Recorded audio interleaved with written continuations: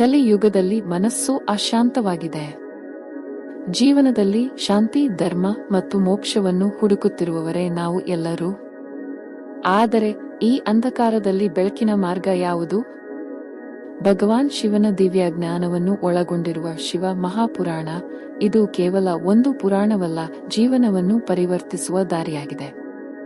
ಈ ವಿಡಿಯೋದಲ್ಲಿ ಶಿವ ಮಹಾಪುರಾಣದ ಮಹಿಮೆ, ಅದರ ಮೂಲ ಮತ್ತು ಅದರಿಂದ ಲಭಿಸುವ ಅಸಾಧಾರಣ ಫಲಗಳನ್ನು ತಿಳಿದುಕೊಳ್ಳೋಣ. ಓಂ ನಮಃ ಶಿವಾಯ. ಶಿವ ಮಹಾಪುರಾಣ ಪರಿಚಯ.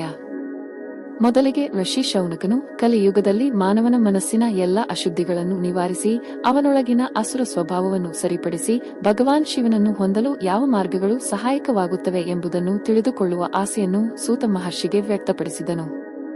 ಆಗ ಸೂತನು ಶಿವ ಮಹಾಪುರಾಣದ ಮಹಿಮೆಯನ್ನು ವಿವರಿಸಿದನು. ಇದು ಎಲ್ಲಾ ಪುರಾಣಗಳಲ್ಲಿ ಶ್ರೇಷ್ಠವಾದದ್ದು. ಇದನ್ನು ಸ್ವತಃ ಭಗವಾನ್ ಶಿವನು ಹೇಳಿದನು. ನಂತರ ಮಹರ್ಷಿ ಸನತ್ಕುಮಾರರ ಅನುಮತಿಯಿಂದ ಮಹರ್ಷಿ ವ್ಯಾಸರು ಜನಸಾಮಾನ್ಯರ ಕಲ್ಯಾಣಕ್ಕಾಗಿ ಇದನ್ನು ಪುನಃ ವಿವರಿಸಿದರು. ಸೂತನು ಹೇಳಿದನು, ಶಿವ ಮಹಾಪುರಾಣದ ರಹಸ್ಯಗಳನ್ನು ತಿಳಿದು ಅದರ ಮಹಿಮೆಯನ್ನು ಕೀರ್ತಿಸುವುದರಿಂದ, ದಾನಧರ್ಮಗಳು ಅಥವಾ ಎಲ್ಲಾ ಯಜ್ಞಗಳನ್ನು ಮಾಡುವುದರಿಂದ ದೊರಕುವ ಪುಣ್ಯಕ್ಕಿಂತಲೂ ಹೆಚ್ಚು ಪುಣ್ಯವನ್ನು ಮಾನವನು ಪಡೆಯುತ್ತಾನೆ. ಶಿವ ಮಹಾಪುರಾಣದ ವಿಷಯಗಳನ್ನು ಚಿಂತಿಸುವುದರಿಂದ ಕಲ್ಪವೃಕ್ಷದಂತೆ ಶುಭ ಫಲಗಳು ದೊರೆಯುತ್ತವೆ. ಶಿವ ಮಹಾಪುರಾಣದಲ್ಲಿ 24,000 ಶ್ಲೋಕಗಳು ಮತ್ತು 7 ಸಂಹಿತೆಗಳು ಇವೆ. ಅವುಗಳೆಂದರೆ ವಿದ್ಯೇಶ್ವರ, ರುದ್ರ, ಶತರುದ್ರ, ಕೋಟಿರುದ್ರ, ಉಮಾ, ಕೈಲಾಸ ಮತ್ತು ವಾಯವ್ಯ ಸಂಹಿತೆಗಳು. ಮಾನವನ ಮೋಕ್ಷಕ್ಕೆ ಶಿವ ಮಹಾಪುರಾಣವೇ ಅತ್ಯುತ್ತಮ ಮಾರ್ಗವಾಗಿದೆ. ಋಷಿ ಶೌನಕನು ಸೂತ ಮಹರ್ಷಿಯವರನ್ನು ಕೇಳಿದನು, ಶಿವ ಪುರಾಣವನ್ನು ಯಾವ ರೀತಿಯಲ್ಲಿ ಕೇಳಬೇಕು? ಅದರಿಂದ ಮಾನವರಿಗೆ ಸಂಪೂರ್ಣ ಫಲ ದೊರೆಯಲು ಎಂದು. ಆಗ ಸೂತನು ಉತ್ತರಿಸಿದನು, ಮೊದಲು ಒಂದು ಶುಭ ಸಮಯವನ್ನು ಜ್ಯೋತಿಷಿಯವರಿಂದ ನಿರ್ಧರಿಸಬೇಕು. ನಂತರ ಸ್ನೇಹಿತರು ಮತ್ತು ಬಂಧುಗಳನ್ನು ಆಹ್ವಾನಿಸಬೇಕು. ವಿಶೇಷವಾಗಿ ಇಂತಹ ಧಾರ್ಮಿಕ ಕಾರ್ಯಕ್ರಮಗಳಿಂದ ದೂರವಿರುವವರನ್ನು ಕರೆಬೇಕು. ಋಷಿಗಳು ಮತ್ತು ಸತ್ಪುರುಷರನ್ನು ಆಹ್ವಾನಿಸಬೇಕು. ಕಥೆಯನ್ನು ಶಿವ ದೇವಾಲಯದಲ್ಲಿ ಅಥವಾ ಯಾವುದೇ ಪವಿತ್ರ ಕ್ಷೇತ್ರದಲ್ಲಿ ಅಥವಾ ಮನೆಯಲ್ಲಿ ಭೂಮಿ ಪೂಜೆ ಮಾಡಿದ ನಂತರ ನಡೆಸಬೇಕು. ಕತೆ ನಡೆಯುವ ಸ್ಥಳವನ್ನು ಸುಂದರವಾಗಿ ಅಲಂಕರಿಸಬೇಕು. ಆಮೇಲೆ ಸಂಕಲ್ಪ ಮಾಡಿ ವಿಘ್ನಗಳನ್ನು ನಿವಾರಿಸುವ ಗಣಪತಿಯನ್ನು ಪೂಜಿಸಿ ಕಥೆಯನ್ನು ಪ್ರಾರಂಭಿಸಬೇಕು. ಕಥೆಯನ್ನು ಹೇಳುವವರು ಉತ್ತರ ದಿಕ್ಕಿನ ಕಡೆ ಮುಖ ಮಾಡಿ ಕುಳಿತುಕೊಳ್ಳಬೇಕು. ಕೇಳುವವರು ಪೂರ್ವ ದಿಕ್ಕಿನ ಕಡೆ ಮುಖ ಮಾಡಿ ಕುಳಿತುಕೊಳ್ಳಬೇಕು. ಕಥೆಯನ್ನು ಹೇಳುವವರು ಪಂಡಿತರಾಗಿರಬೇಕು. ಅವರು ಶ್ರೋತೃಗಳ ಎಲ್ಲಾ ಸಂಶಯಗಳನ್ನು ನಿವಾರಿಸುವ ಸಾಮರ್ಥ್ಯ ಹೊಂದಿರಬೇಕು. ಕತೆ ನಡೆಯುವ ಸಮಯದಲ್ಲಿ ಯಾವುದೇ ವ್ಯತ್ಯಯ ಇರಬಾರದು. ಭಕ್ತನು ತನ್ನ ಎಲ್ಲಾ ಲೌಕಿಕ ಚಿಂತನೆಗಳನ್ನು ಬಿಟ್ಟು ಪೂರ್ಣ ಮನಸ್ಸಿನಿಂದ ಕಥೆಯನ್ನು ಕೇಳಿದರೆ ಸಂಪೂರ್ಣ ಫಲ ದೊರೆಯುತ್ತದೆ. ಭಕ್ತನು ತನ್ನ ಸಾಮರ್ಥ್ಯಕ್ಕೆ ತಕ್ಕಂತೆ ದಾನ ಮತ್ತು ಅರ್ಪಣೆ ಮಾಡಬೇಕು. ಅದನ್ನು ಮಾಡದಿದ್ದರೆ ಅವನು ದುಃಖಕರ ಸ್ಥಿತಿಗೆ ಒಳಗಾಗಬಹುದು. ಕತೆ ನಡೆಯುವ ಅವಧಿಯವರೆಗೆ ಓಂ ನಮಃ ಶಿವಾಯ ಎಂಬ ಮಂತ್ರವನ್ನು ನಿರಂತರವಾಗಿ ಜಪಿಸಬೇಕು. ಶಿವ ಮಹಾಪುರಾಣದ ಕಥೆಯನ್ನು ಕೇಳುವವನು ದೀಕ್ಷೆ ಪಡೆದವನಾಗಿರಬೇಕು. ಜ್ಞಾನ ದೀಕ್ಷೆ ಪಡೆಯದವರು ಶಿವ ಮಹಾಪುರಾಣದ ಕಥೆಯನ್ನು ಕೇಳುವ ಅರ್ಹತೆ ಹೊಂದಿರುವುದಿಲ್ಲ.